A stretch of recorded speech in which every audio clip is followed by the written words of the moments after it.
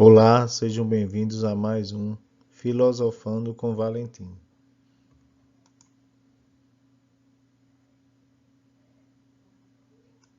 Hoje trataremos do tema Filosofia Africana e Africanidades. Nessa conversa trataremos sobre a africanidade, as principais correntes da filosofia africana, Ubuntu, força vital e ancestralidade. Dividiremos essa aula em duas partes. Na primeira aula falaremos sobre esse tema e em seguida um estudo dirigido sobre esses conceitos de Ubuntu, força vital e ancestralidade. Quando falamos em filosofia africana, o principal questionamento é se a filosofia africana é a filosofia feita por filósofos africanos ou é a filosofia que trata dos temas africanos. Isso diz muito pouco sobre o que é ser africano. Em primeiro lugar, devemos reconhecer uma distinção evidente entre o norte da África e o território do sul do deserto do Saara, também conhecido como África subsaariana. O norte da África recebeu desde cedo influência da filosofia grega, devido, em outros fatores, à fundação da cidade grega de Cirene na região onde hoje é a Líbia. O pensamento da Grécia Antiga, por sua vez, foi influenciado em muitos aspectos pela cultura do Egito Antigo, também do norte da África. Na filosofia antiga podemos citar Plotino, o fundador do neoplatonismo, e também Santo Agostinho, um dos grandes nomes da patrística.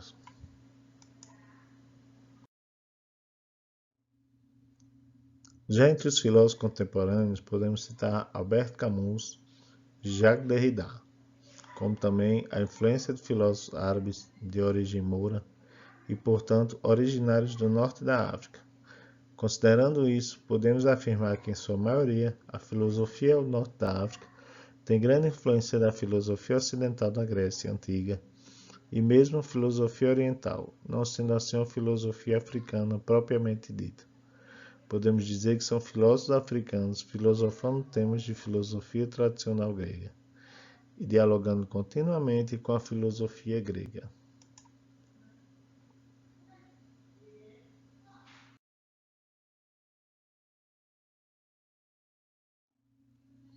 De outra maneira, os debates sobre filosofia especificamente africana começaram a surgir nos países da África subsaariana a partir do século XX, com o processo de descolonização da África.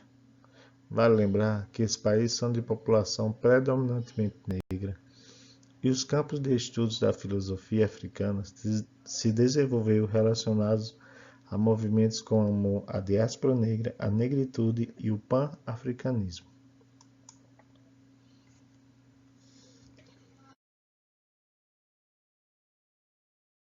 A diáspora negra trata do reconhecimento de uma identidade social comum a descendentes de africanos, que em sua maioria teriam sido levados à força para o continente americano ou para o Oriente Médio como escravos.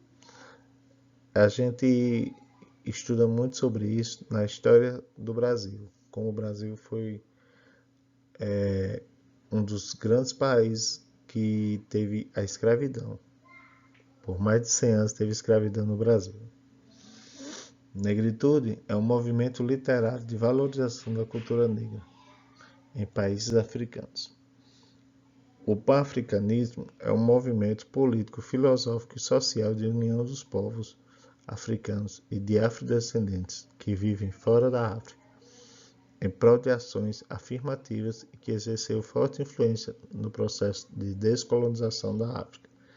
Esses são três movimentos bastante importantes para entender e para estudar a filosofia africana e o africanismo.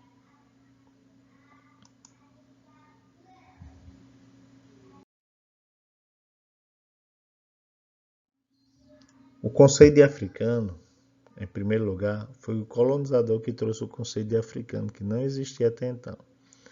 Ou seja, antes da colonização, os diferentes povos da África se identificavam como pertencentes a diferentes sociedades, como os grupos tribais e não em relação ao continente.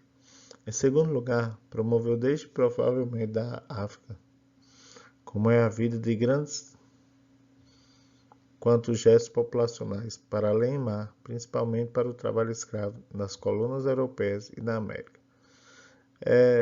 Ou seja, de certa forma, quando você fala nesse conceito de africano, você está, de certa forma, esquecendo como é que eles viviam antes da colonização, como é que eles se comportavam, como é que eles se desenvolviam socialmente, quais os grupos. Estamos esquecendo também como eles eram civilizados, como tinha um grande comércio, como tinha bibliotecas bem formadas, grandes bibliotecas. E aí isso tudo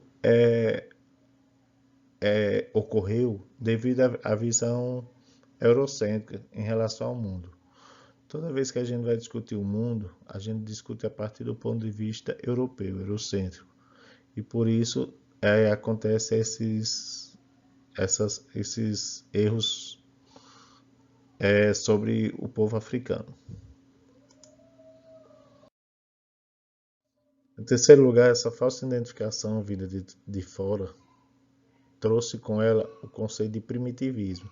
Como a gente já estava falando aqui, a África era um país que tinha um grande comércio, era um país que tinha grandes rotas comerciais, inúmeras bibliotecas existentes na África, e isso tudo é esquecido. A gente não percebe como a escravidão prejudicou de certa forma a África destruindo seu principal produto, que é a sua população. Se eles tivessem ficado lá, eles com certeza teriam evoluído muito mais, teriam se desenvolvido muito mais.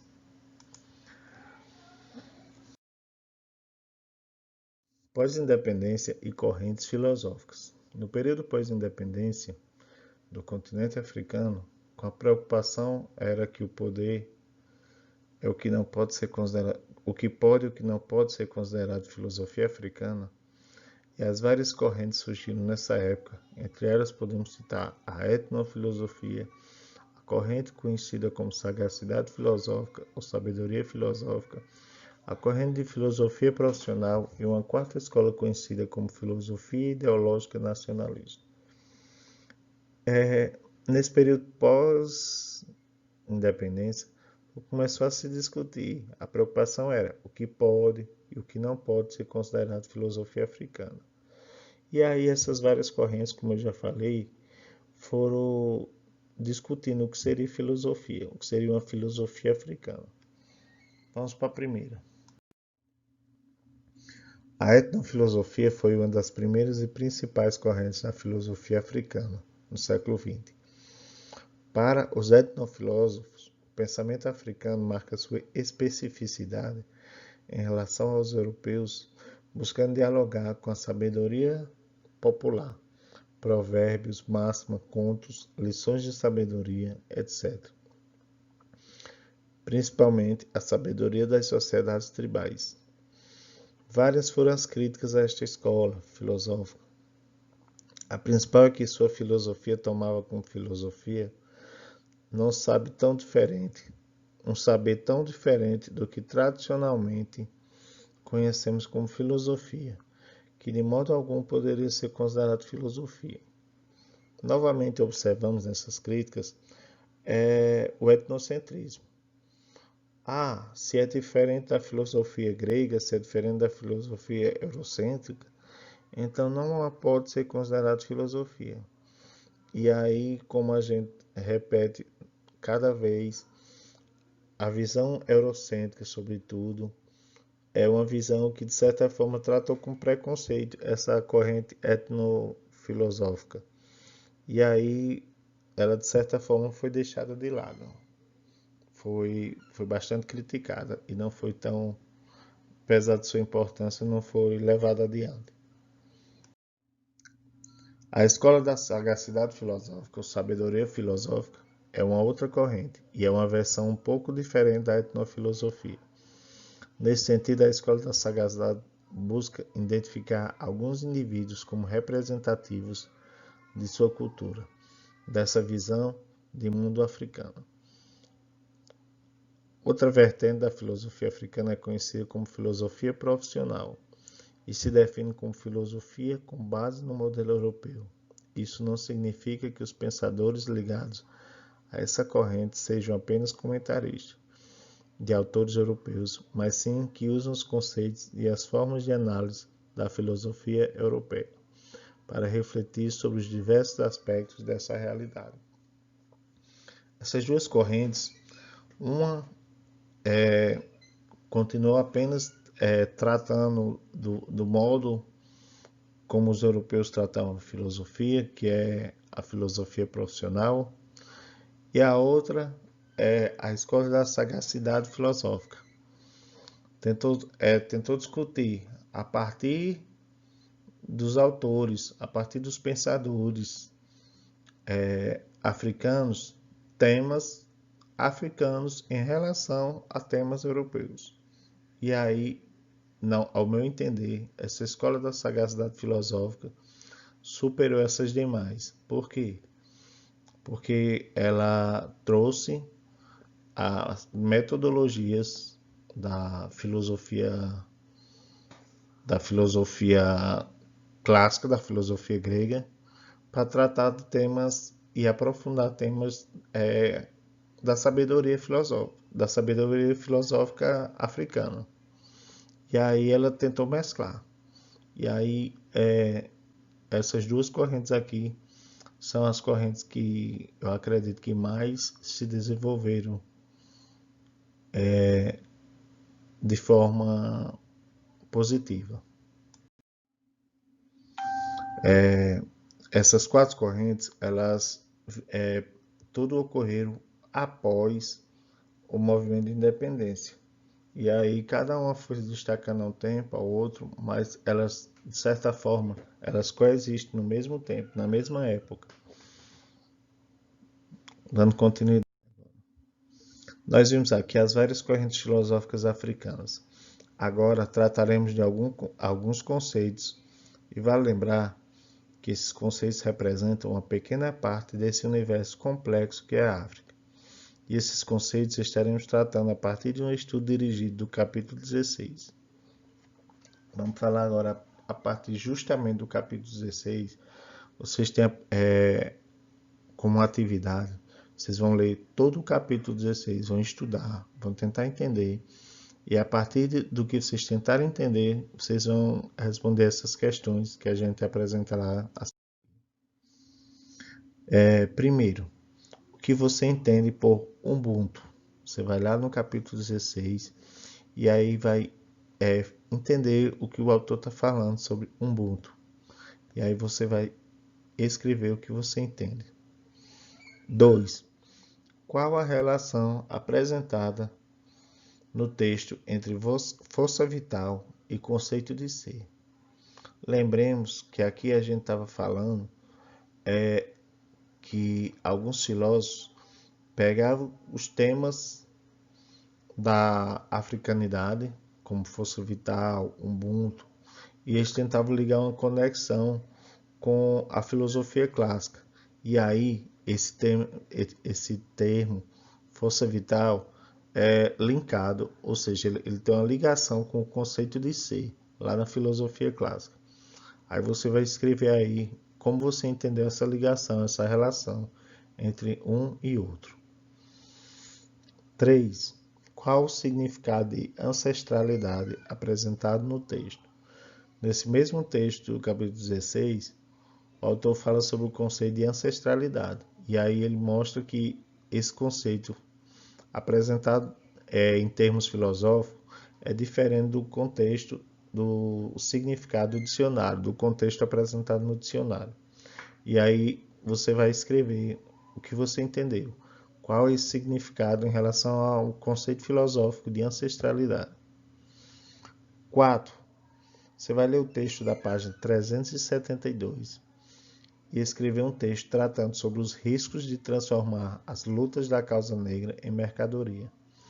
É um textozinho pequeno lá na página 372 e fala justamente sobre esse risco de você estar defendendo uma causa e o capitalismo transformar isso numa mercadoria. E aí você vai falar lá o que você entendeu por isso. 5. Sobre os textos da página 373, você vai responder duas questões. Primeiro, de que forma o estereótipo do primitivismo prejudicou a filosofia africana? E o B, de que modo podemos superar os preconceitos em relação à cultura africana, mencionados pelo autor do texto? E aí, pessoal, vocês têm que fazer uma relação também com os dias atuais. As causas negras, o Brasil, como é que você faz essa relação de superar os preconceitos nessa cultura africana? Beleza? Esse estudo é baseado no capítulo 16 do livro didático. Obrigado e até breve.